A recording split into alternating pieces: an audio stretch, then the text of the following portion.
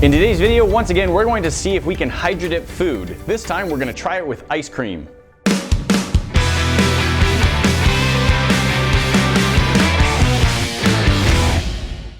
Guys, we've done several videos involving hydro dipping, adding a layer of color on top of some sort of bath of liquid that you then pass an object through, and as it passes through, the color all sticks as a film to whatever's going in there, and you get a really cool effect painting all the way around something that would normally be really hard to paint. I think our most recent one that we did actually involved food, where we hydro dipped a cake. Yep, that one turned out pretty interesting. It was a bit odd to use what we were using for hydro dipping. We had to do it like on a bed of corn syrup. Normally it's water and spray paint. That's the most common version. But that's not edible. It's, hopefully not, I wouldn't eat it. Here's the basic idea. You may have had ice cream covered with a yummy candy shell. Today we're going to see if we can make our own version of that candy shell and in lots of fun swirled colors. So today we're going to try to hydro dip ice cream, and the idea came from if you've been to a Dairy Queen or similar places where they take your ice cream and then they dip it into a bath of chocolate or caramel or cherry, some flavored stuff, pull it out and it solidifies as this candied shell. And I thought maybe we can do that, but with multiple different swirls of color. So this doesn't technically count as chocolate. Like sometimes you think of candy melt as being chocolate substitute, I think, maybe? Yeah, it's designed to imitate the consistency. Exactly.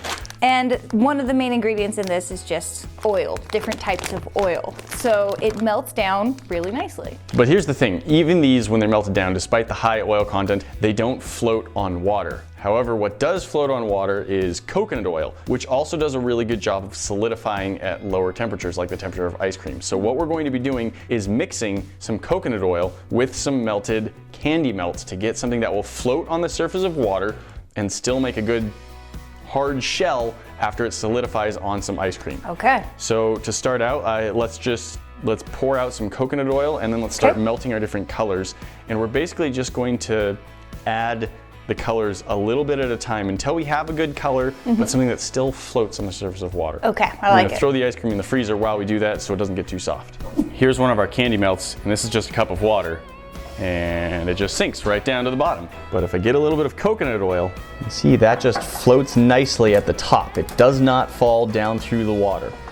So what we're trying to do is get a mix that has color and flavor enough that it will stay in there, but not so heavy that it sinks to the bottom of our container. I like the flavor and the smell of coconut, but I don't like when there's coconut fibers in things like candy bars or ice cream. Fair. Yep, I'm with you there.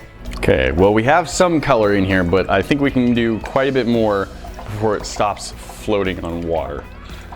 And we're basically just gonna add a little bit at a time. We'll get to a point where the colored oil will drip. As it drips, it'll go down into the water and then it'll slowly float its way back up, and we can't add any more color after that or it'll just stay sunken at the bottom.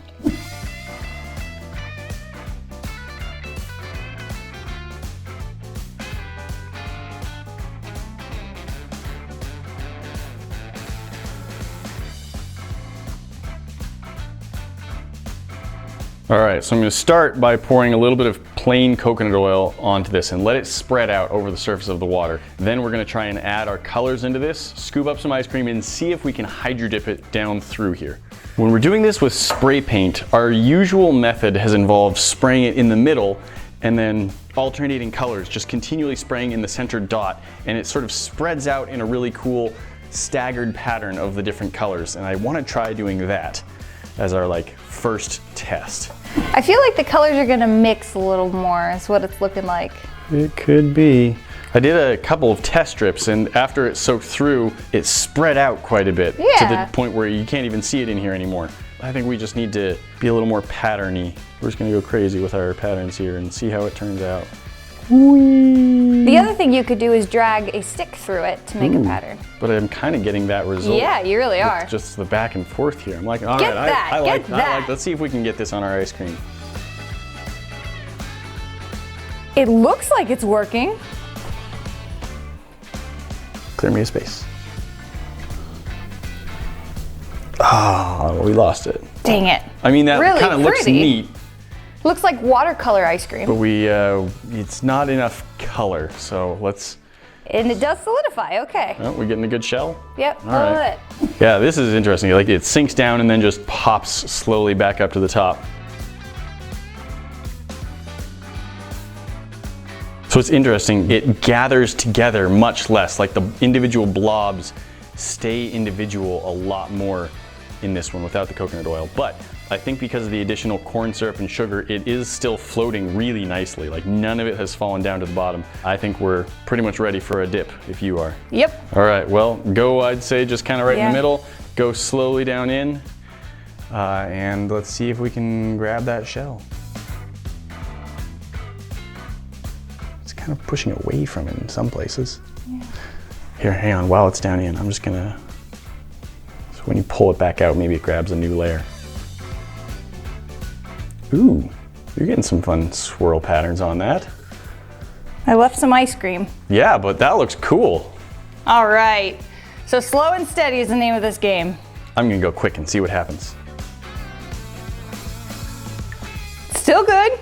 It's less pat. You got like the swirls on yours. I got on mine. It's not a crunch, it's more of a soft shell instead of a hard shell, but it's definitely there. This one's got like 3 layers on it. I'm gonna see if I have any sort of crunch. Yeah! That's a crunch.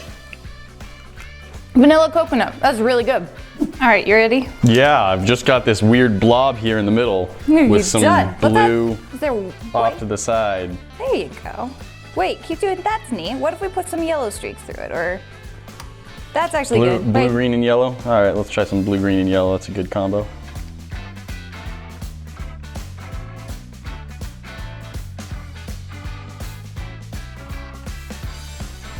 That's a swirly. You can see distinct colors in that. That's pretty cool.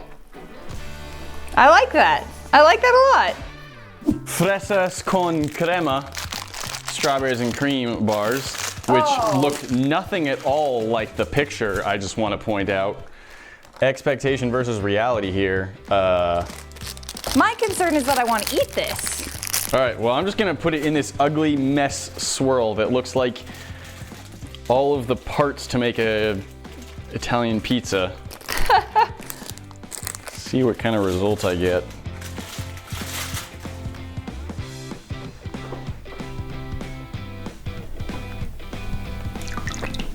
Ooh, just as ugly as I thought it would be. Although it does look nice and marbled, like you are getting the marble swirls.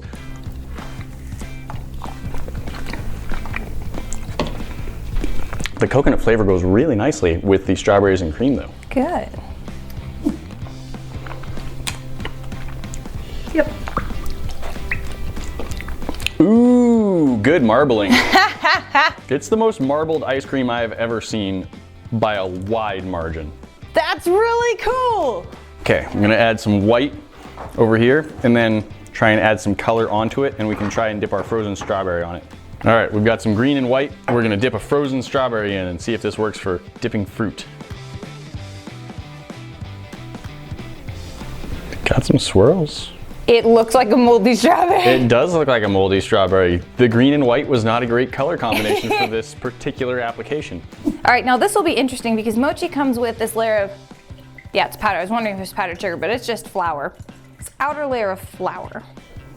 You got some spots. The flour made it not stick in like one spot. Okay, a little bit of swirly colors. I like it, I like it. I've made a thing.